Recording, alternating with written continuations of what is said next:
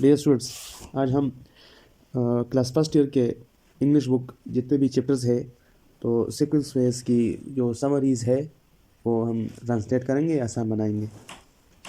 Unit number 1، responsibilities of youth. Summary. The lesson responsibilities of youth is the guide speech to the students. یہ جو سبق ہے یعنی responsibilities of youth جس کا ٹائٹل ہے نوجوانوں کی ذمہ داریاں، یہ قائد اعظم کی ایک تقریر ہے جو طلباء کو اس نے کی ہے. In this speech he gives advice to the students of Dhaka university. اس تقریر میں وہ ڈھاکہ یونیورسٹی میں طلباء کو ایک قسم کا نصیحت اور مشورہ دے رہے ہیں. He tells them that they are now free. وہ انہیں یعنی طلباء کو بتاتے ہیں کہ اب وہ آزاد ہے. They should work for the people of the state and for the good of the state. انہیں چاہیے کہ وہ اب لوگوں کی اس ریاست کے لوگوں کی اور اس ریاست کی بہتری کے لیے کام انہیں کرنا چاہیے، وہ کر سکتے بھی ہے. Freedom for them does not means that they are free to do anything they want to do. ان کے لیے آزادی اس کا مطلب یہ نہیں ہے کہ جو کام وہ چاہے وہ کرے، بلکہ they should work as a united nation. بلکہ انہیں چاہیے کہ وہ ایک متحدہ قوم کے طور پہ کام کریں. They should work with constructive spirit and not militant spirit. انہیں چاہیے کہ وہ تعمیری سوچ اور جذبے کے ساتھ کام کریں، نہ کہ تخریبی سوچ اور جذبے سے. The guides informed them of the difficulties with which Pakistan is concerned. Quaid Azam نے طلباء کو بتایا کہ پاکستان کے جو مسائل اس وقت، یہ اسپیچ 1948 کی ہے، اس وقت جو مسائل درپیش تھے ان کے بارے میں طلباء کو باخبر کیا. Image Jana advised the students to devote their attention to their studies.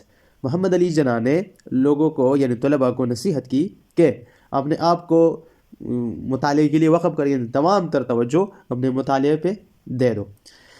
Students have to be sincere with their parents and country. طلباء کو چاہیے کہ وہ اپنے والدین اور ملک کے ساتھ مخلص رہیں.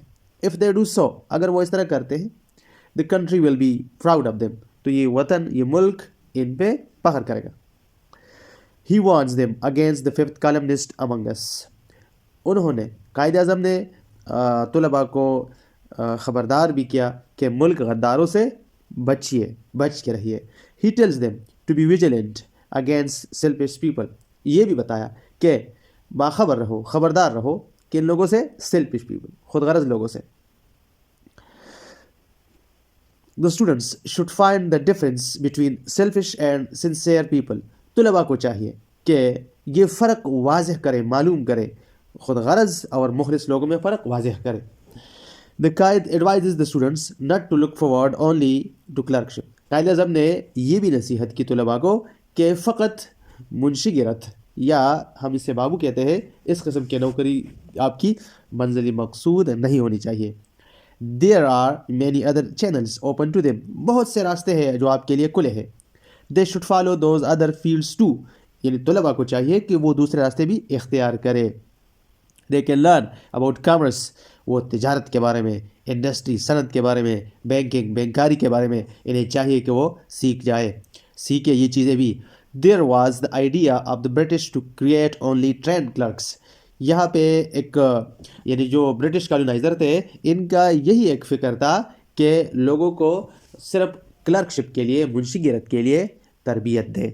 تو یہ جو چیلنجز تھے ملک کو درپیش چیلنجز، اور قائد اعظم نے جو بتایا طلباء کو ان پہ نصیحت کرنی چاہیے. آج بھی پاکستان کے جتنے بھی طلباء ہیں ان کو ان باتوں پہ کام اور عمل کرنی چاہیے. Thanks for watching.